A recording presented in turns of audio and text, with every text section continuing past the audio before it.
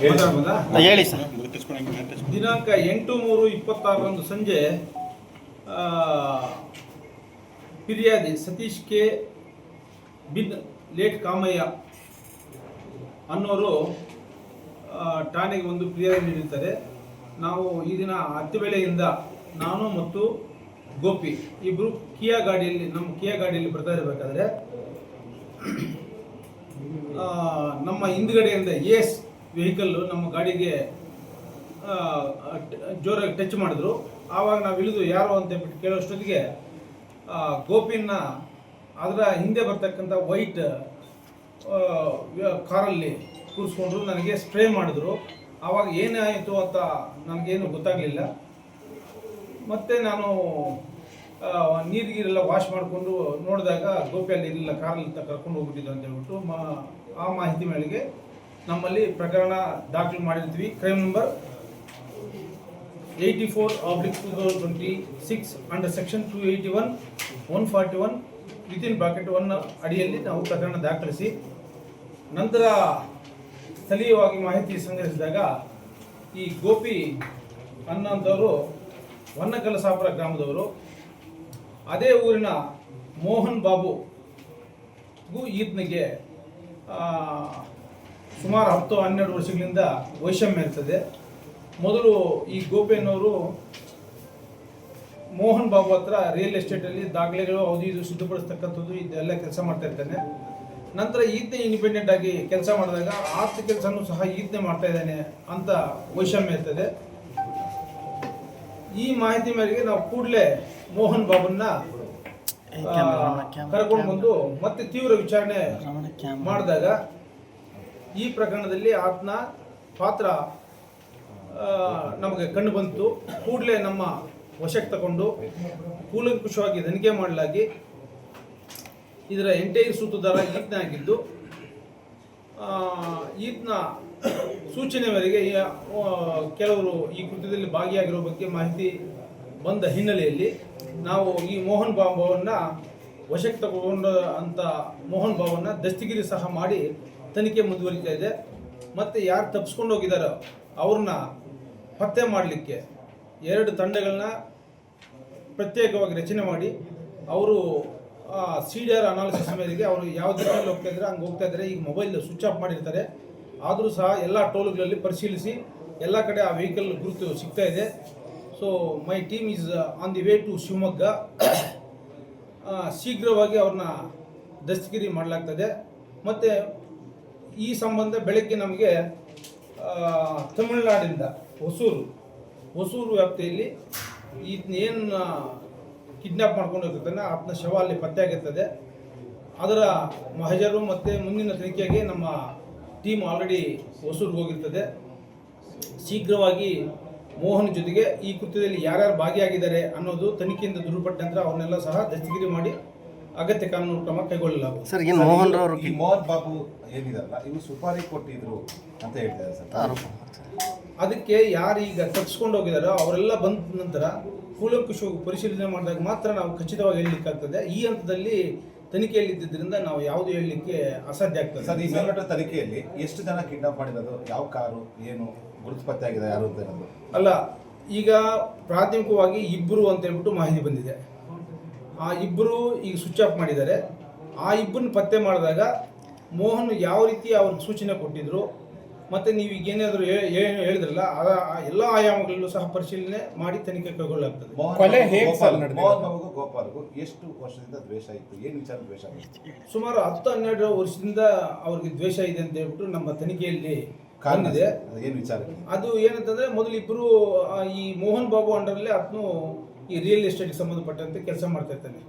ದಾಖಲೆಗಳನ್ನು ಸಂಬಂಧಪಟ್ಟ ಇಲಾಖೆಗಳಿಂದ ಪಡ್ಕೊಂಡು ಬರತಕ್ಕಂಥದ್ದು ಮತ್ತು ಯಾರು ಪರ್ಚೇಸ್ ಮಾಡ್ತಾರೆ ಅವ್ರು ನೋಡತಕ್ಕಂಥದ್ದು ಎಲ್ಲ ಸಹ ಈತನ ಸೂಚನೆವರೆಗೆ ಕೆಲಸ ಮಾಡ್ತಾ ಇರ್ತಾನೆ. ಆದರೆ ತದನಂತರ ಈತನೇ ಇಂಡಿಪೆಂಡೆಂಟಾಗಿ ಕೆಲಸ ಮಾಡ್ಲಿಕ್ಕೆ ಶುರು ಮಾಡ್ತಾನೆ. ಸೊ ನನ್ನ ವ್ಯಾಪಾರದಲ್ಲಿ ಇವನು ಪ್ರಬಲ ಆಗ್ತಾ ಇದ್ದಾನೆ, ನನ್ನ ಮೇಲುಗೈ ಮಾಡ್ತಾ ಇದ್ದಾನೆ ಅಂತ ಒಂದು ವೈಷಮ್ಯ ಇರ್ತದೆ. ಸಬ್ಸಿಕ್ವೆಂಟ್ ಆಗಿ ನನಗೆ ಮಾಟ ಮಂತ್ರ ಮಾಡಿ ನನಗೆ ಅನಾರೋಗ್ಯಕ್ಕೆ ಇವನೇ ಕಾರಣ ಆಗ್ತಾ ಇದ್ದೀನಿ, ಎಲ್ಲ ಕಡೆ ನನ್ನ ಮೇಲೆ ಮಾಟ ಮಂತ್ರ ಮಾಡಿಸ್ತಾ ಇದ್ದೀನಿ ಅನ್ನೋದು ಮೋಹನ್ ಬಾಬು ಈಗ ರಿವೀಲ್ ಮಾಡ್ತಾ ಇದ್ದಾರೆ. ಆದರೆ ತನಿಖೆ ಇನ್ನೂ ಆಳವಾಗಿ ಹೋದಾಗ ಏನಂತ ನಮಗೆ ಸತ್ಯ ಹೊರ ಬೀಳ್ತದೆ. ಸರ್ ಎಲ್ಲೋ ಒಂದು ಕೊಲೆ ಹೇಗೆ ಸರ್ ಎಲ್ಲೋ ಒಂದು ಕಡೆ ಒಂದು ಹುಡುಗಿ ವಿಚಾರ ಬರ್ತಿದೆ ಅನ್ನೋ ಒಂದು ಈ ಹಂತದಲ್ಲಿ ನಾನು ಇನ್ನೂ ನಮ್ಗೆ ಅಲ್ಲಿವರೆಗೂ ಹೋಗಿಲ್ಲ. ನಮಗೆ ಏನು ತಪ್ಪಿಸ್ಕೊಂಡು ಹೋಗಿದ್ದಾರೆ ಅವರೆಲ್ಲ ಸಿಕ್ಕಿದ ನಂತರ ಸಂಪೂರ್ಣವಾಗಿ ಇದ್ರ ಮಾಹಿತಿ ನಾವು ಕೊಡ್ತೀವಿ. ಸರ್ ಮತ್ತೆ ಗೋಪಿ ಕುಟುಂಬಸ್ಥರು ಪೊಲೀಸ್ ಇಲಾಖೆ ಮೇಲೆ ಆರೋಪ ಮಾಡ್ತಾ ಇದ್ದಾರೆ 5 ಗಂಟೆಗೆ ಕಿಡ್ನಾಪ್ ಆಗಿದೆ ಅಂತ ಹೇಳಿ ಬಂದು ಪೊಲೀಸ್ 3 ಗಂಟೆ ಆದಮೇಲೆ ಅದ್ರ ಬಗ್ಗೆ ಕ್ರಮ ಕೈಗೊಳ್ಳೋದಕ್ಕೆ ಇಲ್ಲ. ಈಗ ಅವರು ಕಾನೂನು ಅರಿವು ಎಲ್ರಿಗೂ ಒಂದೇ ರೀತಿ ಇದೆ ಅಂತ ನಾನು ಹೇಳಲಿಕ್ಕಾಗೋದಿಲ್ಲ. ಅದರ ಬಗ್ಗೆ ನಾನು ಯಾವುದೇ ಪ್ರಸ್ತಾಪ ಮಾಡೋದಿಲ್ಲ. ಬಹಳ ನಿಷ್ಪಕ್ಷಪಾತವಾಗಿ ಪಾರದರ್ಶಕವಾಗಿ ಈಗ ಅವ್ರಿಗೆಲ್ಲ ಇದ್ದಿದ್ದು ಮೋಹನ್ ಬಾಬುನೇ. ಮತ್ತೆ ನಾವು ಪರಿಶೀಲನೆ ಮಾಡಿದಾಗ ಮೋಹನ್ ಬಾಬು ಪಾತ್ರ ದೃಢಪಟ್ಟಿದೆ ಅವ್ರು ಕೊಟ್ಟ ಸುಳಿವಿನ ಮೇರೆಗೆ. ಈಗ ನನಗೆ ಯಾರು ತಲೆ ಮರೆಸ್ಕೊಂಡಿದ್ದಾರೆ ಅವ್ರನ್ನ ಪತ್ತೆ ಮಾಡಿ ಮೋಹನ್ಗೂ ಅವ್ರಿಗೆ ಯಾವ ರೀತಿಯಾದ ಸಂಬಂಧ ಇತ್ತು, ಏನೇನು ನಡೆದಿದೆ ಅನ್ನೋದ್ರ ಬಗ್ಗೆ ನಾವು ಕೂಲಂಕುಷವಾಗಿ ತನಿಖೆ ಮಾಡ್ತೀವಿ. ಇದರಲ್ಲಿ ಯಾರಿಗೂ ಸಹ ನಾವು ತಪ್ಪಿಸ್ಕೊಂಡು ಹೋಗಲಿಕ್ಕೆ ಸಾಧ್ಯ ಇಲ್ಲ. ನಾನು ಪ್ರಾಮಾಣಿಕವಾಗಿ ಅದನ್ನು ಮೇಲುಸ್ತುವಾರಿ ವಹಿಸ್ತಾ ಇದ್ದೀನಿ, ಇಲ್ಲೇ ಇದ್ದೀನಿ. 1 ವರ್ಷದ ಹಿಂದೆ ಕೂಡ ಇದೇ ರೀತಿ ಹಲ್ಲೆಯನ್ನ ಮಾಡಿರ್ತಾರೆ. ಈಗ ಆ ಬಗ್ಗೆನೂ ರಾತ್ರಿ ನಾನು ಆಯಾಮದಲ್ಲೂ ಸಹ ನಾನು ಯಾರು ಈಗ ಗೋಪಿ ಇದಲ್ಲ ಅವ್ರ ಮಿಸಸ್ ಜೊತೆ ಎಲ್ಲ ಡೀಟೇಲ್ ಆಗಿ ನಾನು ವಿಚಾರಣೆ ಮಾಡಿದ್ದೀನಿ. ಅದನ್ನೆಲ್ಲ ತನಿಖೆ ಈ ಹಂತದಲ್ಲಿ ಹೇಳಬಾರ್ದು. ಆದರೆ ಇದು ದೊಡ್ಡದು ಮಾಡ್ಕೋಬಾರ್ದು, ಪೊಲೀಸ್ ಕಂಪ್ಲೇಂಟ್ ಕೊಡಬಾರ್ದು ಅಂತೇಳಿ ಅವರೆಲ್ಲ ಒಂದೇ ಜಾತಿಯವರಾಗಿರ್ತಾರೆ. ಸೊ ಪೊಲೀಸ್ ಸ್ಟೇಷನ್ವರೆಗೂ ಇದು ಮಾಹಿತಿ ಕೊಟ್ಟಿಲ್ಲ ಅಂತ ಅವರೇ ಹೇಳಿದ ಮೇಲೆ ಪೊಲೀಸರ ಮೇಲೆ ಆರೋಪ ಮಾಡೋದು ಸರಿಯಾದ ಕ್ರಮ ಅಲ್ಲ. ಇದೇನಿದೆಯೋ ತನಿಖೆಯನ್ನು ಪಾರದರ್ಶಕವಾಗಿ ಮಾಡ್ತೀವಿ. ಈಗ ಅವ್ರು ಕೊಟ್ಟ ಸುಳಿವಿನ ಮೇರೆಗೆ ನಮಗೆ ಕೇಸು ಭೇದ ಆಗಿದೆ.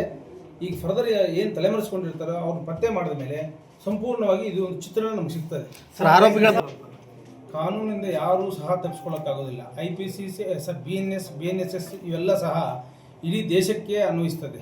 ಹಾಗಾಗಿ ಪೊಲೀಸರಿಗೆ ಯಾವುದೇ ಈಗ ನಮ್ಮಲ್ಲಿ ಪ್ರಕರಣ ದಾಖಲಾಗಿ ಇಲ್ಲಿ ಕೃತ್ಯ ಆಗಿರೋದು, ಇಲ್ಲಿಂದ ಎಲ್ಲೇ ಯಾವುದೇ ರಾಜ್ಯಕ್ಕೆ ಎತ್ಕೊಂಡು ಹೋದ್ರು ಸಹ ತನಿಖೆಗೆ ಏನೋ ಅದು ಅಡ್ಡಿ ಬರಲಾರದು. ತನಿಖೆ ನಿಷ್ಪಕ್ಷಪಾತವಾಗಿ ಪಾರದರ್ಶಕವಾಗಿ ಇಲ್ಲ. ಪ್ರಕರಣ ಇಲ್ಲಿ ದಾಖಲೆ ಆಗಿ ನಂತರ ಅದರ ಕಂಟಿನ್ಯೂಷನ್ ಅಫೆನ್ಸ್ ಆಗಿದೆ. ಹಾಗಾಗ್ಬಿಟ್ಟು ಇಲ್ಲೇ ಪ್ರಕರಣನ ನಾವು ತನಿಖೆ ಮುಂದುವರಿಸ್ತೀವಿ. ಸರ್ ಆರೋಪಿಗಳ ಈಗ ರಾತ್ರಿ ಆರೋಪಿಗಳ ತಂಡ ರಚನೆಗಾಗಿ ನಾವು 7 ತಂಡಗಳನ್ನು ರಚನೆ ಮಾಡಿದ್ವಿ. ಸ್ಥಳೀಯ ಮಟ್ಟದಲ್ಲಿ ಮಾಹಿತಿ ಕಲೆ ಹಾಕಲಿಕ್ಕೆ CDRನ ಅನಾಲಿಸಿಸ್ ಮಾಡೋದು, ಅದರ ಮೇಲೆ ಯಾರ್ಯಾರಿದ್ದಾರೆ ಅವನ್ನೆಲ್ಲ ಲಿಫ್ಟ್ ಮಾಡ್ತಕ್ಕಂಥದ್ದು ಎಲ್ಲ ಆಯಾಮಗಳಿಗೋಸ್ಕರ ಒಂದು 5 ಟೀಮ್ ಇಲ್ಲಿತ್ತು. ಮತ್ತು ರಾತ್ರಿ ಮಧ್ಯರಾತ್ರಿಗೆ ಮಾಹಿತಿ ಕೊಟ್ಟ ಆಧಾರದ ಮೇಲೆಗೆ ಅವರು ಶಿವಮೊಗ್ಗ ರೂಟಲ್ಲಿ ಹೋಗ್ತಾ ಇದ್ದಾರೆ ಅಂತ ಗೊತ್ತಾಗ ಅದು ಒಂದು ಪ್ರತ್ಯೇಕವಾಗಿ 2 ತಂಡಗಳು ರಚಿಸಿದ್ವಿ. ಟೋಟಲ್ 7 ತಂಡಗಳನ್ನು ನಾವು ರಚನೆ ಮಾಡಿದ್ವಿ. ಸೊ ವಿತಿನ್ 5 to 6 ಅವರ್ಸಲ್ಲಿ ಮೇನ್ ಅಕ್ಯೂಸನ್ ನಾವು ಅರೆಸ್ಟ್ ಮಾಡಿದ್ವಿ. ಸರ್, ಇತ್ತೀಚೆಗೆ ಜೈಲಿಗೆ ಹೋಗ್ಬಿಟ್ಟು ಹಳೆ ಪ್ರಕರಣದಲ್ಲಿ ಹೊರಗಡೆ ಬಂದವರು ಎಲ್ಲರೂ ಕೂಡ ಫುಲ್ ಆನೇಕಲ್ ತಾಲೂಕಲ್ಲಿ ಹಲವಾರು ಕಡೆ ಬೇರೆ ಬೇರೆ ಪ್ರಕರಣದಲ್ಲಿ ಮತ್ತೆ ಭಾಗಿಯಾಗ್ತಾರೆ. ಎಲ್ಲ ಒಂದ್ ಕಡೆ ರೌಡಿ ಪರೇಡು ಈ ರೀತಿದೊಂದಷ್ಟು ಅಂದ್ರೆ ಅವ್ರನ್ನ ಠಾಣೆ ಕರೆಸಿ ಅವ್ರಿಗೆ ಬೆದರಿಕೆ ಪೊಲೀಸ್ ಭಯ ಹೋಗಿದೆ ಅನ್ನೋ ರೀತಿ ಇಲ್ಲ. ಕಾನೂನು ವ್ಯಾಪ್ತಿಯಲ್ಲಿ ನಾವು ಏನೇನು ಮಾಡಬೇಕು ಅದನ್ನೆಲ್ಲ ಸಹ ನಾವು ಮಾಡ್ತಾ ಇದ್ದೀವಿ. ಇದು ರಾತ್ರಿ ಈಗ ಇವತ್ತೇ ಆಗಿದೆ ಅಂತ ಹೇಳಲಿಕ್ಕಾಗೋದಿಲ್ಲ. ಸುಮಾರು 10 ವರ್ಷದ ವೈಷಮ್ಯ ಈ ಹಿನ್ನೆಲೆಯಲ್ಲಿ ಆಗಿರ್ತಕ್ಕಂಥದ್ದು. ಇದು ಈ ನಿಟ್ಟಿನಲ್ಲಿ ನಾವು ಪ್ರಕರಣವನ್ನು ದಾಖಲೆ ಮಾಡಿ ತನಿಖೆ ಮಾಡ್ತಾ ಇದ್ದೀವಿ. ಯಾರೇ ಇದರಲ್ಲಿದ್ದರೂ ಸಹ ಅವ್ರನ್ನ ಇದಕ್ಕೆ ನಾವು ಕಾನೂನು ಕ್ರಮ ಜರುಗಿಸ್ತೀವಿ. ಹೇಗೆ ನಡೆದಿದೆ ಅಂತ ಅಥವಾ ಏನು ಗನ್ನಲ್ಲಿ ಶೂಟ್ ಮಾಡಿದ್ದಾರೆ ಅಂತ ಹೇಳ್ತಾರೆ ಇವರು ಸಂಬಂಧಿಕರು? ಇಲ್ಲ, ಈಗ ಇನ್ನು ತನಿಖೆ ನಡೀತಾ ಇದೆ. ಈ ಹಂತದಲ್ಲಿ ನಾವೇನು ಹೇಳಲಿಕ್ಕಾಗೋದಿಲ್ಲ. ಅದು ಬಾಡಿ ಅಲ್ಲಿದೆ, ಈಗ ಹೋಗ್ತಾ ಇದ್ದಾರೆ. ಅದು ಬಾಡಿ ಮೇಲೆ ನಾವು PM ಮಾಡಿ ಎಲ್ಲ ಆದ ನಂತರ ನಮಗೆ ವೈದ್ಯಕೀಯ ವರದಿ ಬರ್ತದೆ. ಅದರ ಮೇಲೆ ನಾವು ಅರೈವ್ ಆಗ್ತೀವಿ. ಅಲ್ಲ ಸರ್, ಈಗ ಇತ್ತೀಚೆಗೆ ಈ ಒಂದು ಭಾಗದಲ್ಲಿ ಈಗ ಸುಪಾರಿ ತಗೊಂಡಿರೋದಾಗಿರ್ಬೋದು, ಇದಕ್ಕೂ ಮೊದಲು ಕೆಲವು ಕಡೆ ಪುಡಿ ರೌಡಿಗಳ ಹಾವಳಿ ಆಗಿರ್ಬೋದು, ಎಲ್ಲೋ ಒಂದು ಕಡೆ ಪೊಲೀಸ್ ಇಲಾಖೆ ಇಂಥ ಕ್ರಿಮಿನಲ್ ಮಟ್ಟಕ್ಕೆ ವಿಫಲವಾಗ್ತಿದೆಯಾ ಅಂತ? ಇಲ್ಲ, ಪೊಲೀಸ್ ಇಲಾಖೆ ಭಾರಿ ಪರಿಣಾಮಕಾರಿ ಕೆಲಸ ಮಾಡ್ತಾ ಇದೆ. ಇಲ್ಲ ಅಂತಂದರೆ ನಾವು ವಿತಿನ್ 4-5 ಅವರ್ಸಲ್ಲಿ ಇದನ್ನು ಅರೆಸ್ಟ್ ಮಾಡೋಕ್ಕಾಗ್ತಾ ಇಲ್ಲ. ಅದಕ್ಕೆಲ್ಲ ಅವೆಲ್ಲ ಸತ್ಯಕ್ಕೆ ದೂರವಾದದ್ದು. ನಾವು ಬಹಳ ಏನು ಪರಿಣಾಮಕಾರಿಯಾಗಿ ಇದನ್ನೆಲ್ಲ ಕ್ರಮ ವಹಿಸಿದ್ದೀವಿ. ಇದು 2ನೇ ಸಾರಿ ಮರುಕಳಿಸಿರೋದು ಸರ್. ಅದು JKದು ಹಾಗೆ ಆಯಿತು, ಇಲ್ಲೇ ಕಿಡ್ನಾಪ್ ಆಗಿ ತಮಿಳುನಾಡಿಗೆ ಇದು ಮಾಡಿರೋಂಥದ್ದು. ಇದು ಒಂದು ಡಿಸೀಸ್ ಆಗಿರೋಂಥದ್ದು. ನೋಡಿ, ಪ್ರಕರಣಗಳು ದಾಖಲಾಗ್ತವೆ. ನಾವು ಅದನ್ನು ವರದಿ ಆದಾಗ ಅದಕ್ಕೇನು ಕಾನೂನು ಕ್ರಮ ವಹಿಸ್ತಾ ಇದ್ವಿ. ಇದರಲ್ಲೂ ಸಹ ಕ್ರಮ ವಹಿಸಿದ್ವಿ. ಮುಖ್ಯ ಆರೋಪಿನ ಬಂಧ ಮಾಡಿದ್ವಿ. ಮಿಕ್ಕಿದ ಆರೋಪಿಗಳು ಪತ್ತೆಗಾಗಿ ಕ್ರಮ ವಹಿಸಿದ್ದಾರೆ. Thank you.